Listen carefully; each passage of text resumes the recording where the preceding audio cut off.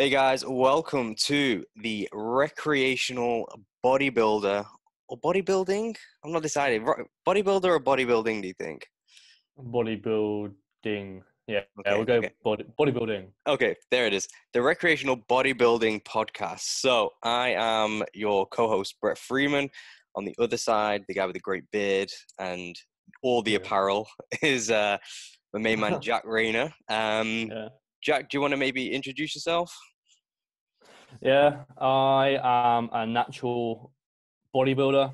I live near Cambridge, in case you all want to know that. I don't think you want to know that, but yeah, basically I'm a lifter. I'm an online coach. I'm also an engineer. So I have a 9 to 5 job, which I think we're going to basically be talking about anyway at some stage. But yeah, I have a 9 to 5 job. And then when I get home, I'll go to the gym, get home, online coaching. Um, yeah, that's pretty much my life right now, to be honest. As exciting as Just it might be. work, lift, go home, online coaching, go to sleep, repeat. Um, I'm pretty sure you can probably correlate to that as well, to be honest. Yeah. So, I mean, I live in central London at the moment, but I'm a northern boy at heart. So I've lived in Blackpool for the first 19, 20 years of my life. Actually, no longer than that, man. I don't know what I'm talking about. I lived in Blackpool till I was about 22. Moved down here, been down into London for about 3 years now. So Yeah. I am recreational bodybuilder myself. Not competed, never, not really planning on doing. And like you, full-time job, typical 9 to 5, 8 to 4. 9 to 6 sometimes. I am IT project manager, which is might sound fancy, or it could just sound as boring as what it actually is. It's yeah. So I work in a big global company, managing IT projects. That's the day job, and then on the side, it's trying to grow the online business of being a coach, and then spending any time that I can in the gym trying to make gains as well. On top of that, I have a fiance who's probably at the top of that priority list of all of that, and Yeah, you got to say that. yeah, I forgot to say that I've got a wife, so she's listening now. You're now in the bad books. I uh, am fucked. yes, and soon to be father as well. So that Yes. might be another topic we touch on in the future, and maybe we'll speak to some other bodybuilders out there who are balancing that life. So Yeah, yeah, sure. that's basically me in a nutshell. It's boring. It's really hard, I find, introducing myself because I'm very Yeah. boring at heart. Like I don't have an exciting past Yeah, I or, feel or like if present. you enjoy like monotone voices, then this is the podcast for you. Yeah, I don't think so. If you're so, maybe we can actually. It's a nice little segue into what this podcast is actually about, and let's maybe the first thing I would say this podcast is not about is this isn't the place to be if you want all the in-depth science around how to optimize your training, optimize your nutrition. I think we can both agree that there are plenty of other podcasts out there who are better equipped at doing that job than us. I Yeah, think just basically go to Steve Hall. Just yeah, go to Revive yeah, Stronger, listen to that. But if you just if you're a guy or gal or a non-gender, we have to say that. we're not offending anyone. Then uh, then yeah, if you just want to make some sort of gains in the gym, or you just want to kind of lose a little bit of weight, then maybe this is a podcast for you. Exactly, yeah. And I think what we're all about is managing that whole journey of sort of making some great gains Mhm. whilst balancing everything else in your life and Yeah. actually applying perhaps some of that sciencey stuff without all the in-depth details to your life and the real world applications of those. I find that I think both of us are semi interested in some of the research. So I mean, what I didn't say in my background is I got a degree in sport and exercise science. So I spent 3 years studying research. Hello. It's don't a little bit of a brag. I couldn't tell you anything that I remembered, but anything that I studied. But it's there. That's that. I got a BTEC in PE, so I Oh think that trumps it, to be honest. yeah. I think I think I did a BTEC in sport and leisure, which basically means doing risk assessments for a sports hall. um, But yeah, so this podcast is all about how to apply maybe some of that knowledge of science and to just making gains in the real world, so you don't have to worry about optimizing every single variable that perhaps some people might talk about. How do you see it? Is that how you see it, Jack? No, I No, didn't think that was the podcast that we were going thought for, so. but yeah, we might as well run with it now. I mean, you've already said it, so I mean, Yeah, it's just false pretenses now. well, yeah, I mean, we already talked about at what point do we start just taking our clothes off and posing for the camera, which for the people who would listen would be a very boring podcast. They might hear some like background grunting as we, that might just be like, sound like a constipated guy on a mic. But I mean, for the guys watching, that they'll be in for a show. Exactly. So If you're on YouTube, then yeah, you're on for a show. yeah, This is going on YouTube, right? or Pornhub, either one. Oh, okay. I Yeah. mean, yeah. Depending on how far we get. But yeah, so I mean, I'd say that's the podcast. I think if it's very clear to you what this podcast is, you're probably ahead of both of us. So well done. But maybe we can use this to maybe go in a bit more depth around your background, Jack, on how you got into lifting, your journey from how you started to where you got to now. And maybe we were going to talk about maybe some of the mistakes that we saw along throughout that journey. So feel free to sort of feed those in to that journey as you sort of came across. So yeah, why don't you Yeah. sort of take us back to a young beardless Jack, and we can reminisce about old times. Number one, I was beardless. So I don't know if that's just like proof that I just hit puberty at like 22, or whether that's just because like in the gym, like more testosterone, you know, not obviously I'm a natural, so it couldn't be injected. But I don't know whether that's just a kind of testosterone boost, and I've just magically grown a ginger beard. For those who don't know, I'm not actually ginger, so I thought I'd throw that in. Anyway, so I feel like you touched on a little bit on the mistakes you made, and it's very important right now is the fact that we still make mistakes even now. Like I've been training, this is my 10th year of training, and I still kind of like fuck up, and that it's okay. I suppose where I started, I was 15, 16 years old. Obviously in the gym, not really having that much of a goal, not really doing it for female attention because I had my now wife as a girlfriend. Just kind of just going in the gym and just doing random shit.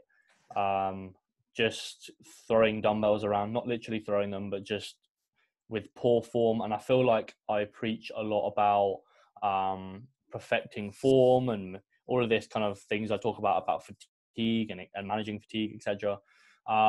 I talk about that now because I made mistakes very early on in my career that have kind of not ruined my physique, but I think that if I had some sort of knowledge of what I was doing back then I would have a not a crazy physique, but my physique would be a lot better than it is now. For example, when I used to train, obviously I used to train bro split. So kind of for those who don't know, you go in the gym and do back day, arm day, shoulder day. When I was doing a back day, I actually was in the gym and somebody told me that I shouldn't train back because, or he was basically foam rolling next to me, and he said, you shouldn't train back because this is how you'd end up. And this guy was like legit, like crippled. So for like 5 years of my, what about 5 years of my lifting career, I'd never trained back, ever. Never trained Wow. back. But your back looks all right now, though, right? Oh, no, I can't be arsed, mate. No, okay. Fuck it. Yeah. No, I'm joking. Yeah, cool. Yeah, of course. But I feel like number one, that kind of taught me a lesson. Number one, just don't listen to people in the gym. And it sounds really shitty advice, but it's really true. Because 9 times out of 10, your average lifter in the gym knows absolutely fuck all, and it's quite embarrassing what people say in the gym. But that's why I tend to wear headphones, because I normally like want to say something, but I'm just like, fuck this. So I then started with a push-pull leg split. Again, I actually showed Steve Hall my training program when I saw him, and it was basically a push-pull legs, but I didn't track any of my weights or anything. I just basically had a push workout, a pull workout, and a leg workout, and I had about 60 different variations of that, of them.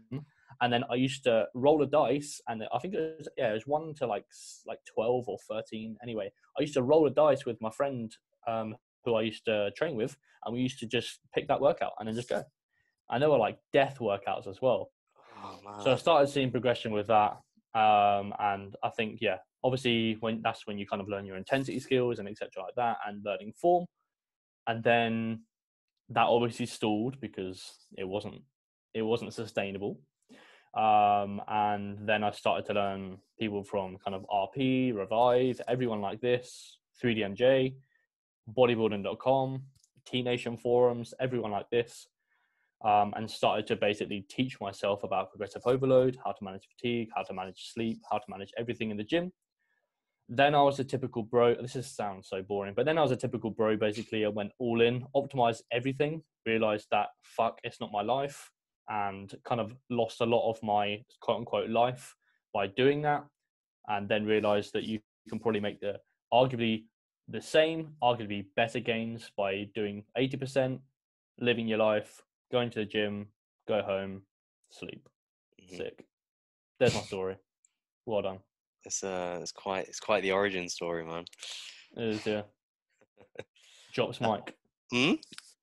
Drops the invisible mic / earphones. Yeah, it doesn't sound too unfamiliar to my own, I guess, background. I think. So how old are you, if you don't mind me So asking? I'm 26 in April. What day in April? 27th. I don't know what I thought about that. Okay, so I'm 26 on the What about you? 25th of April. 2 days out. Yeah, so well, that's a small world. Oh, well, it's not, but so Just a I've coincidence. yeah, so yeah, basically. So, so this is my actual 10th year of training as well. So I started lifting. Well, actually, I started the gym like just before I turned 16. But I remember when I first started, like I think I saw. So now because I was before this, I was trying to think about how I really got into lifting, and I think the reason I wanted to start lifting is I saw guys who are about my age, right? And they, for whatever reason, do you remember the social media platform called Bebo? Yes, I'm aware Do of it, but I never Yeah. went on it. Oh, okay. So our school and stuff were all on it, and I remember like there was a guy from like another school who was about my age, and he always used to post pictures up of his abs. But the dude was just skinny, and he just had abs because he like played football or whatever, right? And I was like, wow, like I want abs as well, so I can post pictures and get attention Yeah. from girls. Um, so I got some weights at home. So I got so like for Christmas one year, my mum got me like a bench, like a little like York bench, and like a flimsy barbell that weighed like 2 kilograms. And I was like, great, this is the start of it, right? And I think I must have been about 14 at that point. And I remember so this is the first mistake I made, which is a real practical mistake. On Christmas Day, I put the weights on the barbell. And then I did a set of whatever. I have no idea how much it was. Because the barbell was so light and thin, it couldn't balance the weight very well. So I took all the dumbbells off one side, and immediately the bar flipped up, nailed me in the eye. And like Jesus. I was looking back on my old social media posts from when I was like 14 and stuff on like Facebook, and there's a picture of me with just this black eye that I got from from taking all the weight plates off the thing. And I was like, oh my god. I remember like I was just led there in my room, my eye, and like my mum, always there was a loud crash because I had the bench in my bedroom, so my mum comes running upstairs like, what the hell was that? I'm just like, nothing, I'm fine. It's just like, so that was mistake number one made on day one straight away. And to be honest, I'm glad I did it, because ever since then I'm always extremely cautious when I take weight plates off a barbell. It was just so that was my first introduction. That I must have used that about 3 times. Never touched it, didn't make any gains at all. It's a great investment. Yeah, exactly. Ended up selling it like after being in the gym for like a year. But then like my mate went to a gym down the road from where we lived. told me to come along. It was like a proper grungy bodybuilding gym. I actually went back home a few weeks back, and it's been closed down now. It was called Bulldogs. So anyone from Blackpool listening to this will know what that gym was. It's basically, it was a gym ran by steadheads. I'm pretty sure the owner went on the run to. There was a rumor that he had to go on the run to Spain because he was getting chased because he sold drugs or something like that. What the hell? Yeah, it was messed up, man. The guy used to like strip down into his boxers like in the middle of the gym and just stop posing in the mirror like at like peak hours as well. It was a really messed up gym. But in fairness, And you stayed, and you kept going back. That was the reason. All right, cool. Yeah, well, that's where I was going with it. But it was like, it actually had really good equipment. So it was like a great gym to be at for a first time. And I got in there and I signed up, and the owner who I was talking about like showed me around, was like, right, do this exercise, like gave me like 5 exercises to do. Obviously the only leg exercise was a leg extension. No way he was going to show me how to do anything meaningful. So I did that for about a few weeks, and sort of brings me on to the next mistake. In the corner there was like a seating area, and it had like all the bodybuilding mags like Flex and Muscle and Fitness. And after every workout, I'd buy a shake from the behind the counter, and I'd sit and stand there like reading through these magazines. And I'd be like, wow, that guy's jacked, like huge, like IFBB, like Olympian. And it would show like his arm workout of like 8 different exercises for triceps. And like, or it showed their splits. And I was like, wow, if I want to get that big, I need to do that program. You have to train like that guy. Exactly. And that's what I did every single week. Like I couldn't, for the life of me, my head just wouldn't let me stick to a program. Like I would be jumping from whatever program I could find on throughout those magazines or on like online, and I would just be hammering them. Like, and I didn't track anything, like, and as long as I hit a chest, arm, shoulder, and back day, like legs got skipped for like the first 3 years, actually longer than that, to be honest. Because if I was only training 5 days a week, it was going to be leg day that got skipped. Like if I was going to skip a workout of the week, it was going to be leg day. Nothing else was getting skipped. And yeah, so like, but like the great thing is, so if anyone's listening to this who's new, even with all of that, still made gains. Like in my first year, like my arms like blew up. Like nothing else grew, but my arms grew, which was pretty cool. Which is what you saw. Not your legs. No, not my legs. I'm still waiting for them.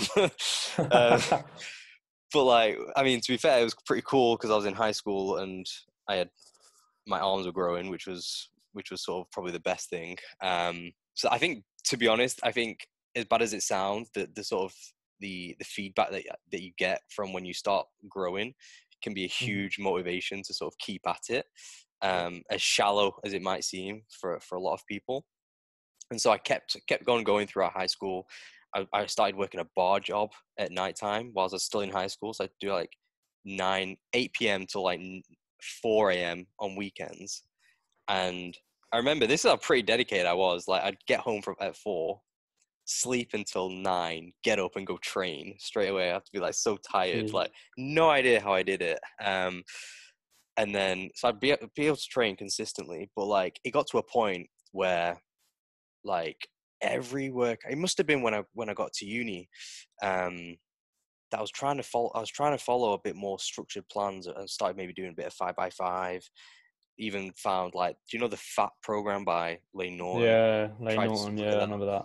And I was trying this stuff, and I was like, man, I'm just not getting anywhere with this. Like it was like, but then it's because like even though I was following more structured plans, I was still jumping from plan to plan because I wouldn't see progress within a few weeks, or things would get a little bit hard. And I jumped from like a program like that to then doing like a powerlifting routine when my interest was thingy. So I was like, I remember reading an article of Lane Norton where he said like he only did sets of 1 of deadlifts at some point because that's like how it is in competition. So I remember one of my workouts, it was like 15 sets of 1 rep with 60 seconds rest on deadlift. I was Jesus like, Christ. Jesus Christ, like it was taking forever.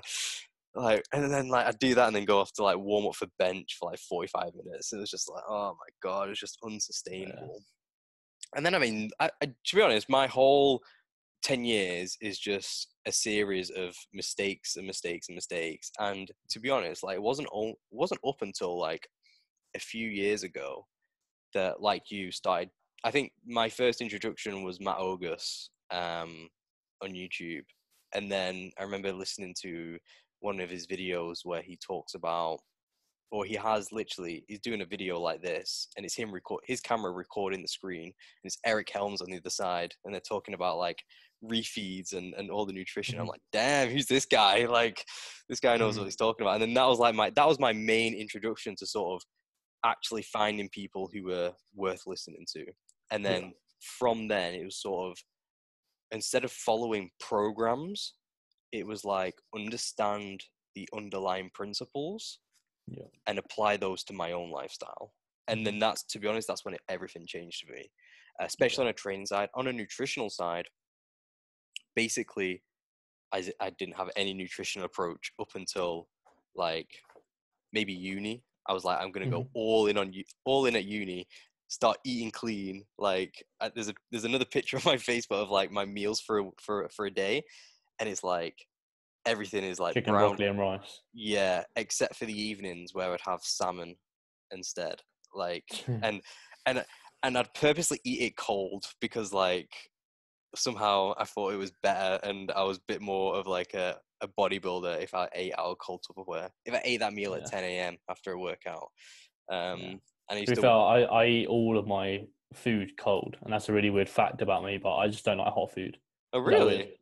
Yeah, like if I'm out, like if I'm eating out, I have to like proper like leave it there for like 10, 15 minutes, and then I'll eat it. Yeah, Oh. legit. Any Yeah. reason or just preference? Just don't like hot food. Oh, okay. Just don't know. Just don't like. Yeah, don't know. All Just don't right. like burning my mouth. We don't have to burn your mouth. It can just be like edible. Yeah, but like I just don't like hot food. I don't know why. I just can't eat it. Oh, that's I can have coffee. That's fine.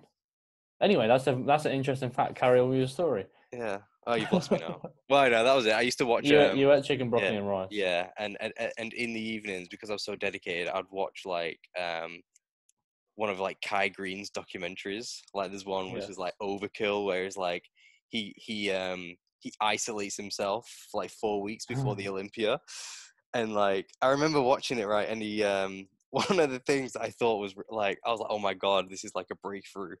I need to do this. Was like he would only sleep in 4 hour bouts, Oh, and because then that's eat. like, yeah, no, he would sleep for like 4 hours in the day, be Oh, awake for right, say okay. 12 hours, and then sleep for another 4 hours and train at like 3 in the morning. And I was Yeah, like, I actually thought that I was missing out on something, and that like my whole life was stopping me from making gains because of just yeah, how normal society works, that you have to go to yeah, work and you have to go to uni. And I was like, oh my yeah. God, I can't I believe. remember. Is it Rich Piana? It's one of Rich Piana's crew who had like an alarm clock, like 2 or 3 hours in the night. So he'd go to sleep for like 2 hours, wake up, and then eat to spike MPS, muscle protein synthesis, and then go to sleep, and then wake up every 2 or 3 hours and do the same thing. Yeah, I remember Jay Cutler saying he used to do that as well. And Yeah. it's just like, and it's terrible because like you listen to them and you see their physiques and you think, well, they obviously know what they're doing, so Yeah. it's I've got to do that as well. And it's just like, oh Hey, my if God. you take the amount of drugs them fuckers Yeah, do, then it doesn't matter what you do. you can grow sitting at home. There's actually studies that actually show that like Yeah, steroids alone is better than weightlifting. It's just like, oh my yeah, God. But yeah, so from a nutritional standpoint, like it was pretty much the same point as when I like discovered my August and the idea of flexible dieting. Before then, I would like have these. So basically, before then, the reason I basically made no gains for such a long period is because I was always in that stage between dieting and bulking, where mm, I was I didn't want to. I was scared of bulking in case I got fat, but I was too undisciplined with my diet to ever actually cut. So I was just constantly fluctuating in this sort of skinny fat area where I had a little bit of muscle, but I just made zero gains. And then as soon as I discovered the idea of like flexible dieting, the whole concept changed for me. So it's only been this like last, even though I've been training for 10 years, these last 3 probably are where things have actually gotten real interesting. And I think that's crazy. Like, and I don't think that's probably too unsimilar. Maybe less so nowadays as like the younger guys who've maybe got a bit more access to information. But for like, I guess for us, we were sort of, it was right at the beginning when we started getting into it is when the information started getting out there, but I don't think we knew, it wasn't really prominent as to where to look, and social media wasn't really huge. It was still like growing at that point. Yeah. Yeah, I just had fucking Snake on my phone, let alone bloody Instagram. Man, that was a sick game though. I It was, remember yeah. like, I can't remember the little Nokia phone. Like I remember like Yeah. me and my sister, 3310. yeah, me and my sister used to spend like whole Saturdays at home, Yeah. just like taking it turns on Snake 2. That was Yeah. it. That was childhood defined for me. You can build whole houses with them Nokias. They literally just built a housing estate down the road, just built full of Nokias. and yet And that shit will be there for like yeah 40 years. and yet my iPhone my iPhone dies after like 6 minutes of not being on charge. So that's it. You need an iPhone 11 because they last all day. Oh yeah. Oh, Mm. not I'm just upgrading you. I actually work at EE, so yeah, you just iPhone. the whole concept of the podcast is just for you to upgrade my my phone plan, which is great. So if you're listening to this, if you want a new phone contract and O2 aren't treating you very well, then hit up Mr. Rayner Trainer on Instagram. Yeah, I'll hook you up with a deal. Yeah. Unlimited data, unlimited phone calls. They plug you with unlimited text, but who the fuck texts anymore? Anyway, yeah. Yeah. Enough about our phone plans. So yeah, so I mean that's sort of, like I said, my whole journey has just been a whole bundle of mistakes that I think probably most people make. But maybe, are there any that you've seen people in your gym or even clients that have come to you who've made pretty crazy mistakes along the way that maybe you haven't?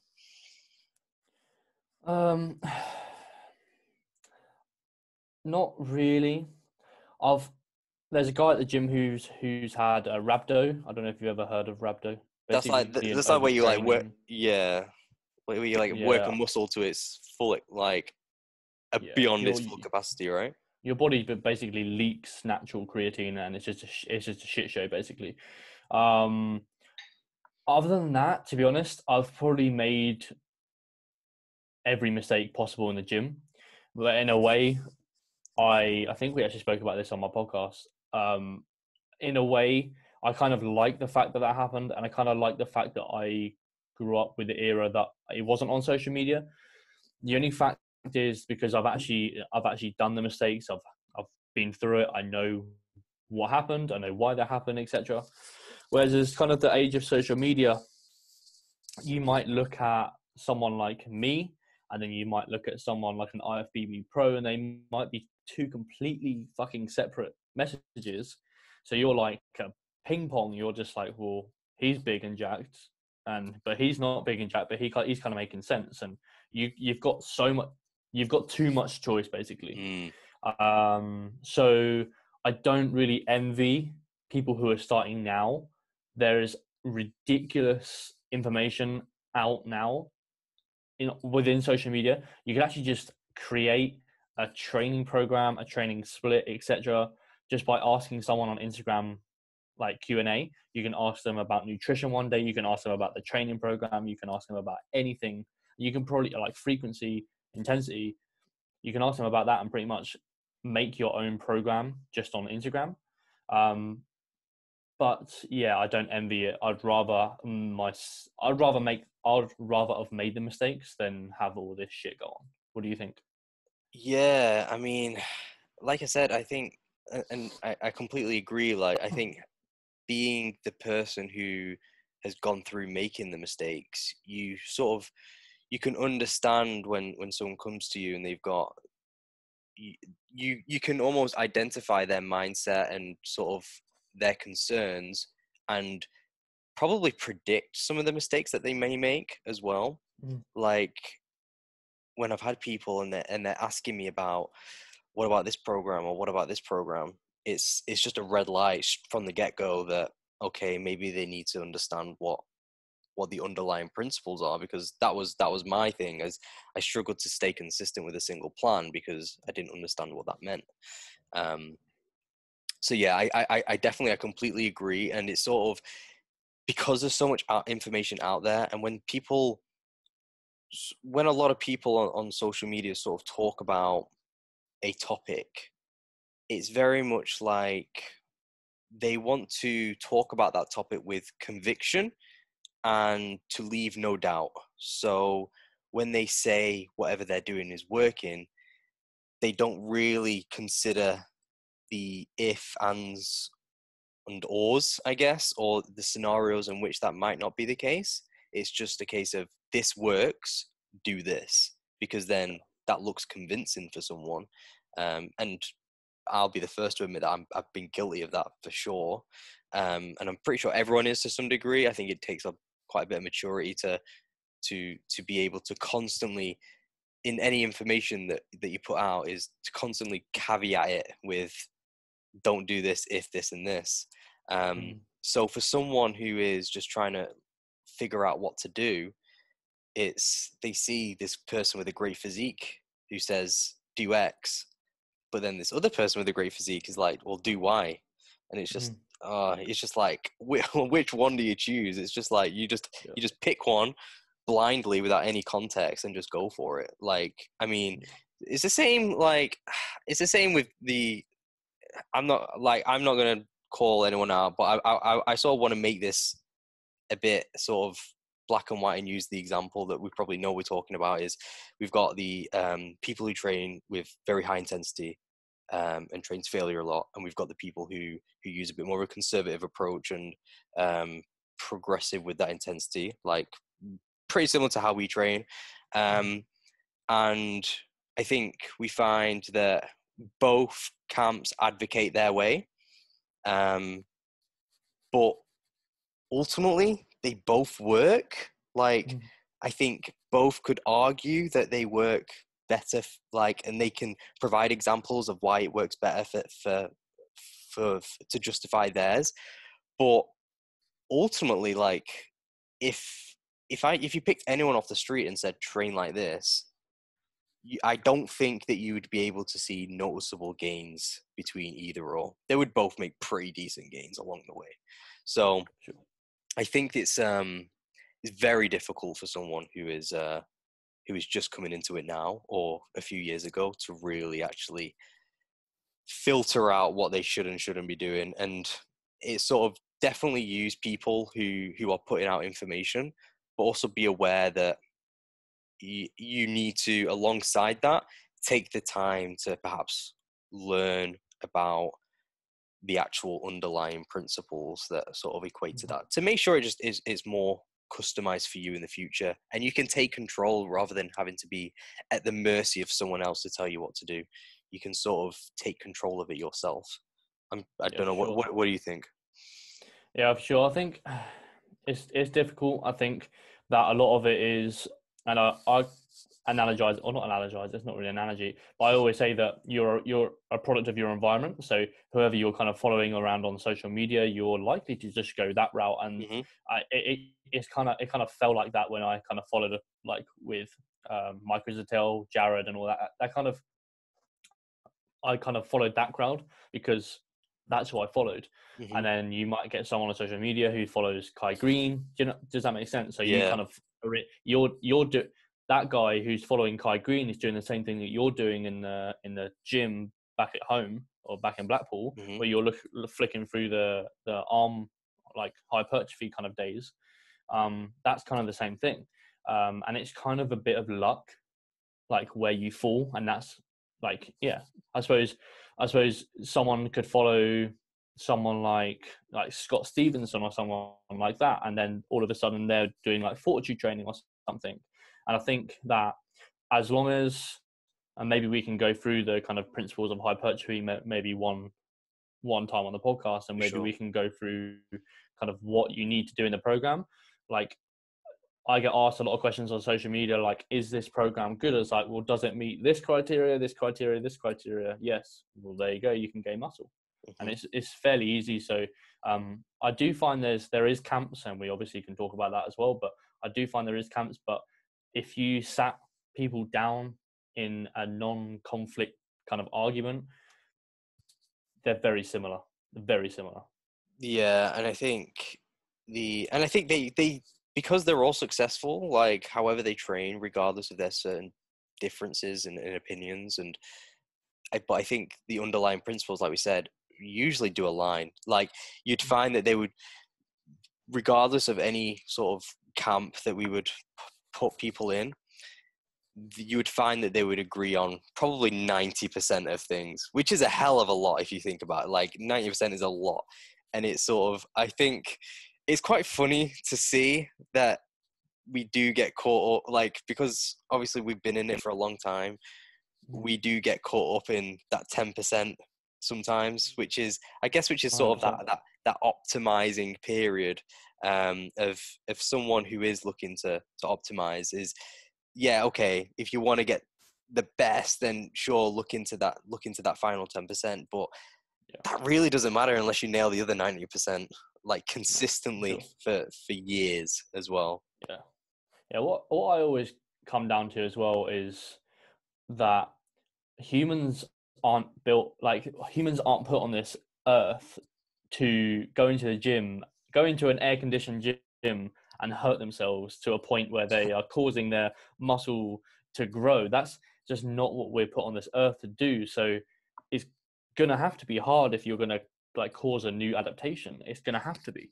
But we're not built to do that shit. Like we're just not. We're built to kind of, and it sounds really morbid, but we're just built to serve a purpose and then leave. But we're not like kind of set on this earth to go on stage. Does that make sense? Like we're not. That's not what we're built for. If we were, then we wouldn't have to go train, right? Like exactly right. We'd be born, otherwise our body wouldn't need to adapt. But we're kind of arguing over the minutia, when in reality, when you look at the macro, we're not meant to do that. Yeah. But yeah, so I think that's probably an interesting thing, I guess, to maybe to end the session on, or end the podcast on, is sort of, if you are sort of here to maybe, and you are still trying to figure out how best to get the results that you want, just remember that, like, no matter what you follow or what sort of camp, as long as it's structured and as long as it follows some underlying principles around hypertrophy, chances are, if you apply it consistently, and by consistently I mean however many days a week that you can do for weeks, months, and years, you're probably going to see gains. Like, you're going to have to be very unfortunate not to. So don't worry too much about the details. Just, in my opinion, just focus on, like, the biggest thing I sort of advocate with sort of all people is focus on being consistent and focus on just having fun with it. Like, if you're able to do those two things, you've already won. No matter what else you do. Because if you could follow a completely unstructured plan that doesn't really progress you that much and doesn't even see you make great gains, but if you're having fun in the gym, like, you've already won. And I think we can both agree that the big part of why we actually lift in the first place is because we enjoy it. Like, it's very, growing muscle after a certain, like, the first 6 to 12 months is a great time because you see changes overnight. Once you get past that point, it's a very slow process, to the point where, like, you're not going to go into the gym and then the next day see bigger muscles. Like, you have to actually enjoy going to the gym. Otherwise, it's like you're wasting a lot of time of your life, man. Like, it's just a long time to waste if you don't actually enjoy going. For sure. What do you think? Agree.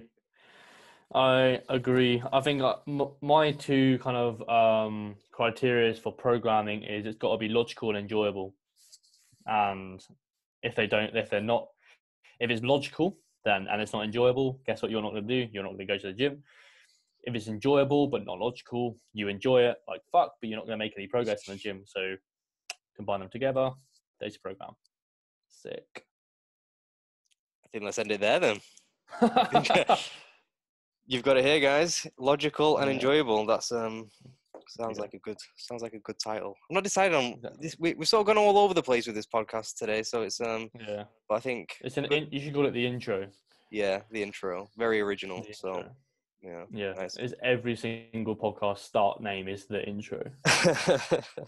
Well, who are we to be innovative and original? Exactly. Yeah. Cool, guys. Well, where can we find you, Mr. Rayner? At Rayner Trainer on Instagram. Hardly go on Facebook because it's just full of shit memes. What about you, Mr. Brett Freeman, but not to be mistaken with other Brett Freeman? Yeah, the actual world champion bodybuilder. You can find me at bfreefitness_ on Instagram.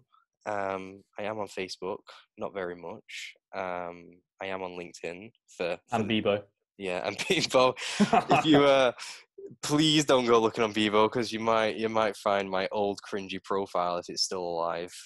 And I'm really scared to find that myself. So don't go Bebo, please. But other than that, yeah, Instagram, Facebook, LinkedIn. If you're gonna connect with me on LinkedIn, you probably shouldn't be listening to this podcast. To be honest, LinkedIn's very boring to be on. Yeah. But yeah, cool, guys. Well, thank you for listening, and we will see you next time. Bye, peeps.